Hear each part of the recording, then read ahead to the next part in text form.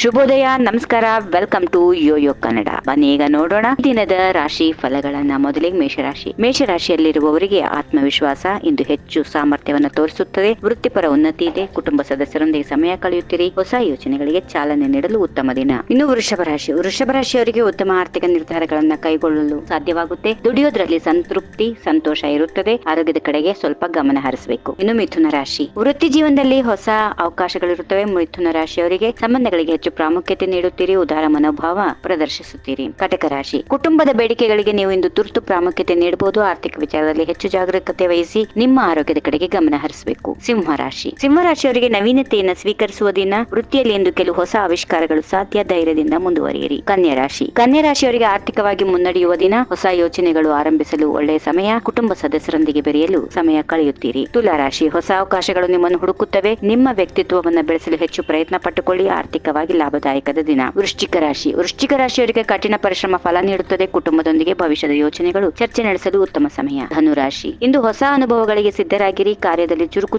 ತೋರಿಸಿ. ಲಾಭದಾಯಕ ಹೊಸ ಯೋಚನೆಗಳು ನಿಮ್ಮ ಮುಂದೆ ಇರುತ್ತವೆ. ಮಕರ ರಾಶಿಯವರಿಗೆ ವೃತ್ತಿಪರ ಜೀವನದಲ್ಲಿ ಇಂದು ಹೊಸ ಬದಲಾವಣೆಗಳನ್ನು ನಿರೀಕ್ಷಿಸಬಹುದು. ಹಣಕಾಸು ವಿಚಾರದಲ್ಲಿ ಜಾಗರೂಕರಾಗಿರಿ. ಕುಂಭರಾಶಿಯವರಿಗೆ ನಿಮ್ಮ ಆಕರ್ಷಣೆಯ ಅನೇಕ ಅವಕಾಶಗಳನ್ನು ನೀಡುತ್ತದೆ. ಉತ್ತಮ ಉದ್ದೇಶಗಳು ಯಶಸ್ಸು ನೀಡುತ್ತವೆ. ಕೊನೆಯದಾಗಿ ಮೀನರಾಶಿ, ನಿಮ್ಮ ಸೃಜನಾತ್ಮಕ ಚಿಂತನೆಗಳು ಉನ್ನತ ಮಟ್ಟದಲ್ಲಿ ಇರಬಹುದು. ಬೌದ್ಧಿಕ ಚರ್ಚೆಗಳಲ್ಲಿ ಭಾಗವಹಿಸಿ. ಇದು ಲಾಭದಾಯಕವಾಗಿ ಕೂಡ ಇರುತ್ತದೆ. ಹೀಗಿವೆ ಈ ದಿನದ ರಾಶಿ ಫಲಗಳು. ಸರ್ವರಿಗೆ ಶುಭವಾಗಲಿ. ಶುಭ ದಿನ. ನಮಸ್ಕಾರ. ಈ ವಿಡಿಯೋ ನಿಮಗೆ ಇಷ್ಟವಾದಲ್ಲಿ ಲೈಕ್ ಮಾಡಿ, ಶೇರ್ ಮಾಡಿ, ಸಬ್ಸ್ಕ್ರೈಬ್ ಮಾಡಿ.